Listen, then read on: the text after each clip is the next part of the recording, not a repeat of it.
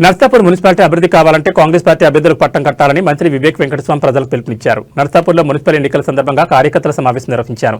ఈ సందర్భంగా మంత్రి మాట్లాడుతూ కాంగ్రెస్ పార్టీ అభ్యర్థులు విజయం సాధిస్తే నర్సాపూర్ మున్సిపాలిటీ అభివృద్ధి చెందుతుందని అన్నారు.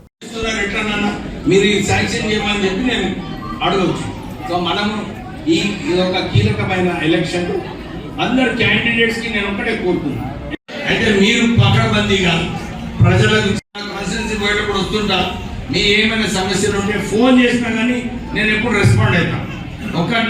ఒక చిట్కు ఇస్తున్నా నేను.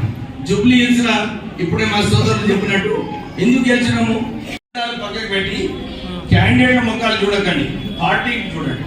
మనం 10 సంవత్సరాల సత్తాలో లేము, 12 సంవత్సరాల సత్తాలో లేము. సత్తాలో రావాలంటే అందరం కూడా విభేదాలు పక్కకు పెట్టుకున్నప్పుడు మనము డెఫినెట్లీ, ఎందుకంటే మనం ముఖ్యంగా పోయి అడుగుతలేము ఓటు. మన కాంగ్రెస్ పార్టీ ఇన్ని స్కీమ్స్ లో, ఇన్ని ప్రజల స్కీమ్స్ ప్రజల దగ్గర వెళ్ళి ఎవరైనా ఇచ్చిన 200 యూనిట్లు ఫ్రీ.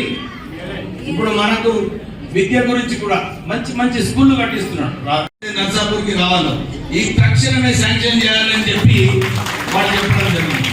అయితే మన టౌన్ ని, ఈ నర్సాపూర్ టౌన్ లో 45 కోట్ల పనులు మనము శాంక్షన్ చేయించుకుంటాం. సో మీరు ఇదంతా కూడా ప్రజల దగ్గరికి వెళ్ళి భరోసా ఇప్పారు.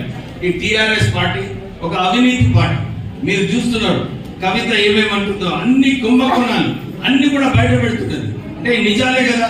మీరు ఆ రోజులలో ఉద్యమం చేసేప్పుడు ఆస్తులు లేకుండే, కానీ ఈ రోజు 900 కోట్ల రూపాయలు టిఆర్ఎస్ పార్టీలు ఉన్నాయి. వాళ్ళ సొంత ఆస్తులు, కొడుకు, తండ్రి, అల్లుడు